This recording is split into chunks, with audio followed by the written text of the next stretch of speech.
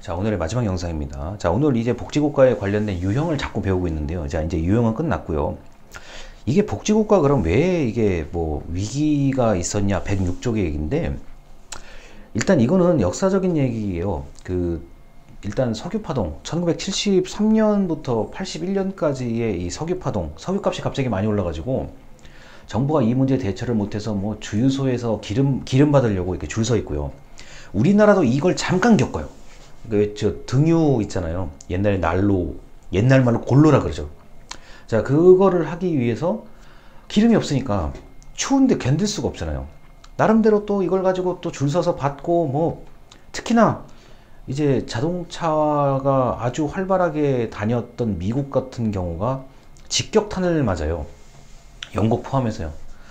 이게 정부의 역할이 세계대전 이후에, 그 다음에 미국 입장에서는 베트남 전쟁 이후에, 자, 영국 입장에서는 자, 세계대전이 끝나자마자 전후복구를 하면서 쭉 이게 이제 사회복지 영역이 늘어나고, 자, 미국은 경제 발전이 너무 잘 되다 보니까 이제 뭐 빈곤과의 전쟁이라든가 뭐 이런 것들 열심히 하기 시작하죠.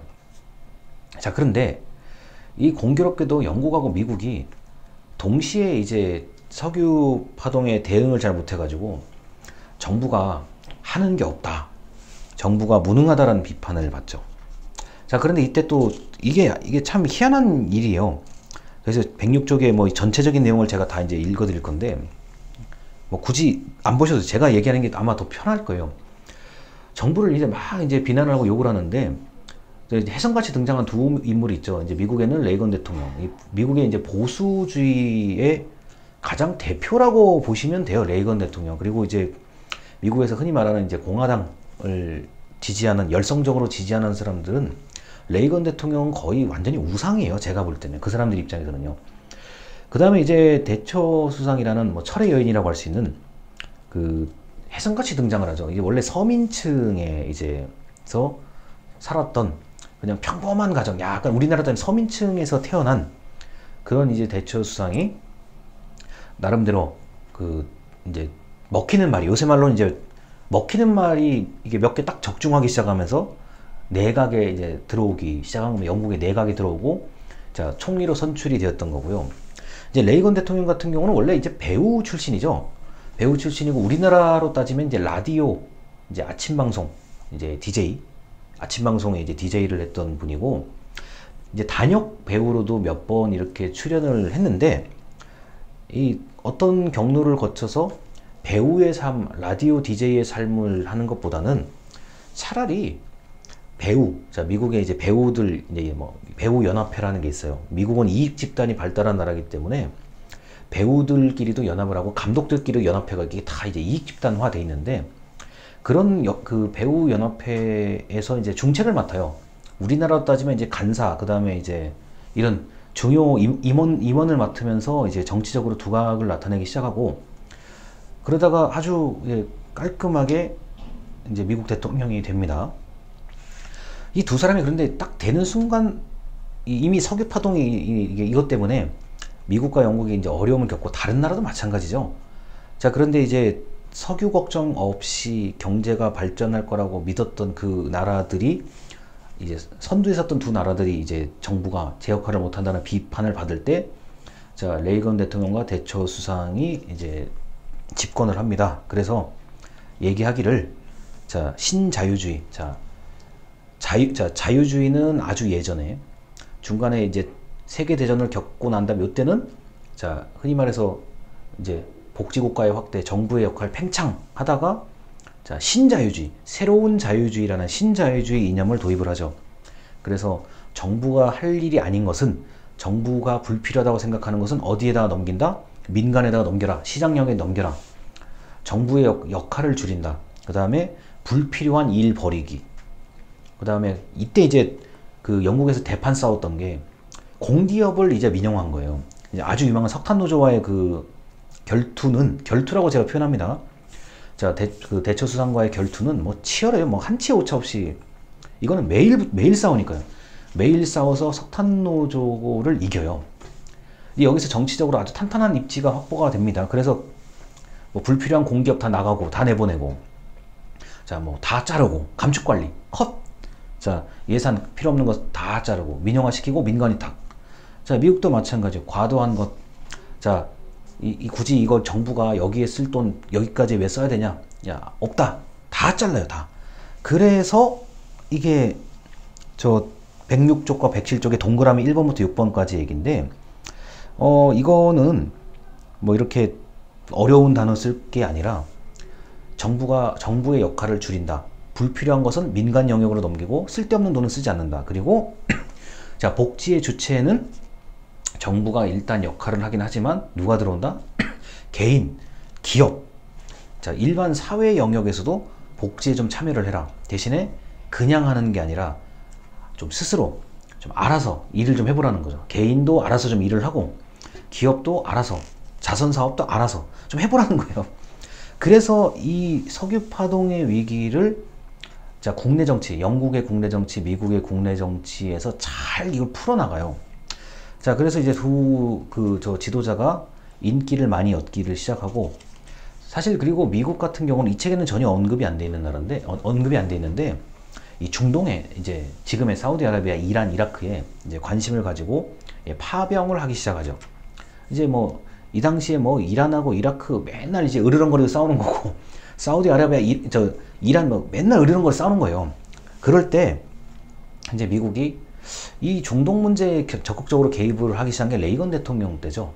자, 그리고 이때 이제 스타워즈, 자, 이제 별들의 전쟁이라고 부르기도 하는 스타워즈를 얘기를 해요. 이제 전 세계적으로 이제 미국의 힘을 보여주겠다라고 해서 레이건 대통령이 굉장히 강력하게 얘기하거든요.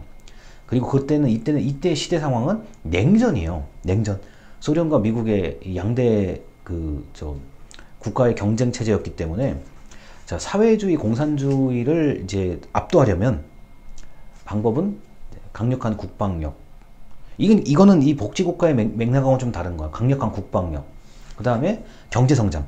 자, 이게 핵을 우리가 히로시마 나가사키에 이제 핵폭탄이 떨어진 걸 보고, 야, 핵무기를 쓰면 이게 이겨도 이긴 게 아니다. 이게 망한다라고 이제 판단을 했기 때문에 어떤 일이 벌어지냐. 자, 군비 경쟁을 하죠. 근데 군비 경쟁의 가장 핵심은 경제성장이에요. 자, 누가 더 강한 무기를 가지는 것도 중요한데, 자, 자본주의가 사회주의, 공산주의보다 압도적으로 앞서려면 경제성장이 우선이다. 이제 흔히 말해서, 자, 돈으로 밀어붙이겠다는 얘기예요. 그 얘기가 이제 레이건 대통령 때 아주 강력하게 추진이 됩니다. 그래서 또 거기에 많은 사람들이 열광을 하고 해서 지지도가 꽤 높았고, 이 대처 수상 같은 경우는 이제 영국의 그 당시에 이제 흔히 말해서 이제 부조리했던 것들 다 잘라내고, 그러니까 직접 본인이 나가서 싸워요. 다 정리해버리거든요. 그리고 이제 우리가 영국 역사에서 가장 중요한 사건 중에 하나가 포틀랜드 전쟁이라는 게 있어요.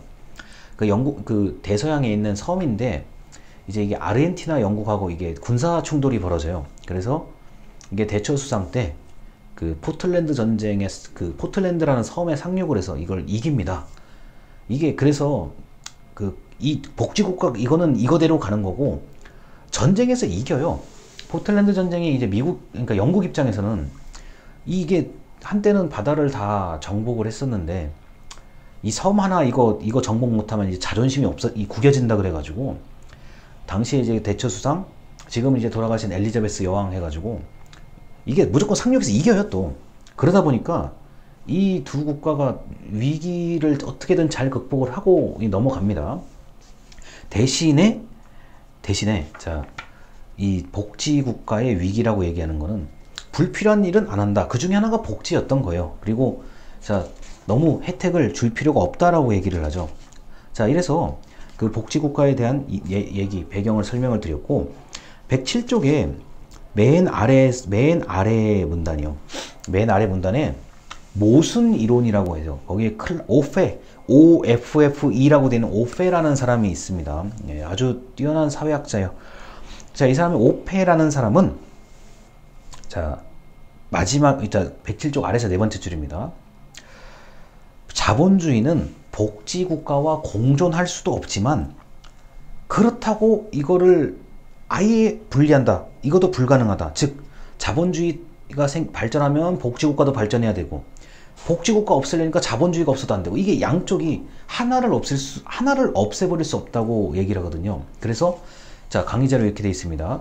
복지국가와 자본주의는 공존할 수도 없지만 공존해야만 하는 이게 흔히 말하는 자, 이 책에서는 자본주의의 모순. 자, 101쪽 아래 세 번째 줄에 자본주의의 모순이라고 얘기하는데 이거는 이제 오페의 역설이라고 얘기합니다. 오페의 역설.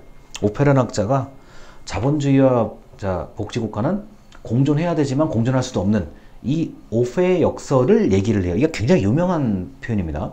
그래서 오페의 역설을 얘기를 해서 아, 이게 어쩔 수가 없는 거구나 라고 이제 사람들이 좀 이제 받아들이기 시작하는 거고 과도한 복지 부담을 잘라내고 시장 기능 활성화, 작은 정부의 필요성이 나타나게 된 겁니다. 자, 그래서 그 109쪽에 민영화 전략. 자, 이거는 정부가 사회복지를 직접적으로 하는 것보다는 자, 민간 영역을 통해서 사회복지를 하게끔 한다. 이게 이제 민영화 전략이고요. 자, 그다음 민간 위탁도 마찬가지죠. 이 책에서는 나중에 아마 언급이 된 것 같은데, 자, 우리가 동네에서 지금 보고 있는 각종 사회복지 센터 같은 경우는 민간 위탁 개념으로 보셔야 됩니다. 그래서 정부하고 계약을 맺어서 정부가 직접 하지는 않고 일정 부분을 자, 재원을 대줄 테니까 센터가 너희가 좀 알아서 해봐라. 이게 민간 위탁 뭐 이거고요.